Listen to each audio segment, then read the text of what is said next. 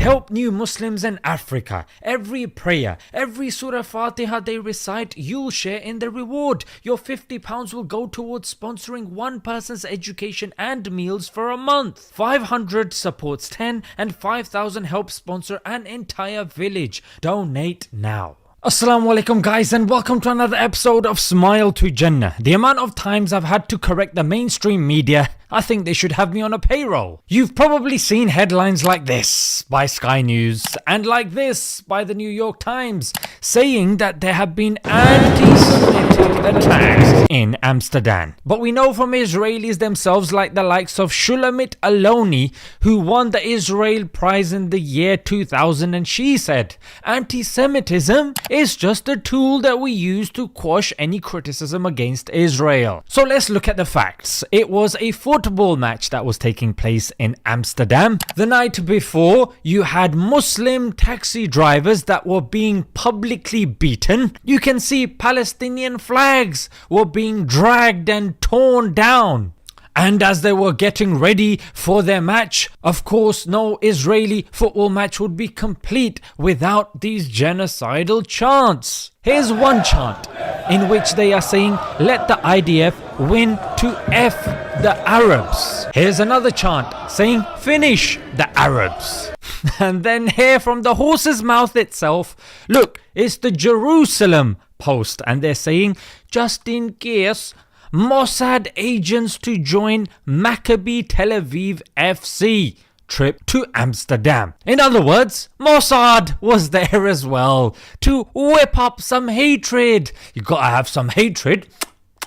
You know what I mean? The fact that they're even allowing somebody committing a genocide to enter for a casual football match and then say, oh, what's going on? They're going crazy and beating up the local taxi drivers and causing havoc in our city. What on earth are we going to do now? You morons, of course this is what they're gonna do, because this is what they are doing, you know what I mean? Here's a clip that was magically found on the BBC where somebody's saying, I've spoken to a fan who went to the match last night who reports seeing Maccabi Tel Aviv supporters on the Amsterdam metro going up and down the carriages 3 or 4 times looking for a fight. Connor Dalton tells me, I felt worried. Everyone was going into the city, so everyone knew what was going to happen. Everyone? Apparently not everyone, not these doofuses at the newspapers with an IQ of a toilet brush. He adds that he is shocked by the portrayal of the incident in the media, adding that the attacks were completely provoked and Palestinian flags were torn down the night before.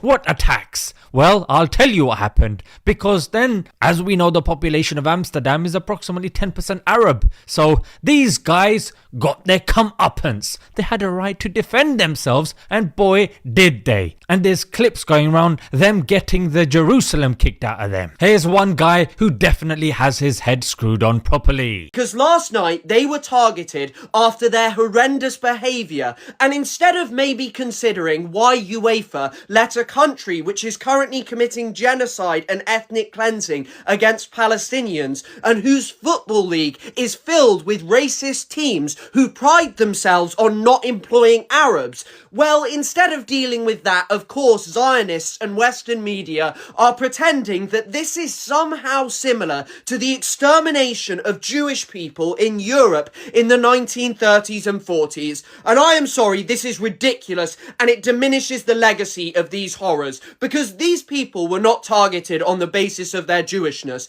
They were targeted because Maccabi Tel Aviv fans are violent hooligans who were rampaging through the streets of Amsterdam. And not to mention, right at the beginning of the match, there was a couple of minutes silence for the, flood victims in Spain? And look how disrespectful these people were.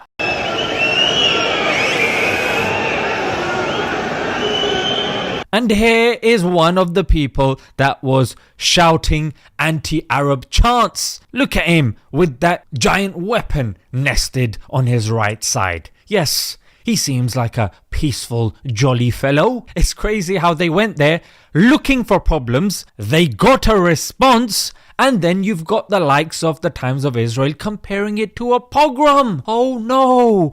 Remember what happened all those years ago when loads of us were put in these chambers and... Hang on a minute right here. How on earth are you deriving some sort of comparison? And even the New York Times, when it was talking about this, the only evidence of anti-Semitism was the president of the European Commission. Other than that, no one else has said this. So I don't know why the headlines are dominated with this lie, frankly. But isn't this what we're used to seeing? Israel poking its nose where it does not belong. Then when there is a human reaction, they start playing the victim. Ladies and gentlemen, I'm sure you'll agree with me. Amsterdam has a right to defend itself. Let's leave it there, guys. Until next time.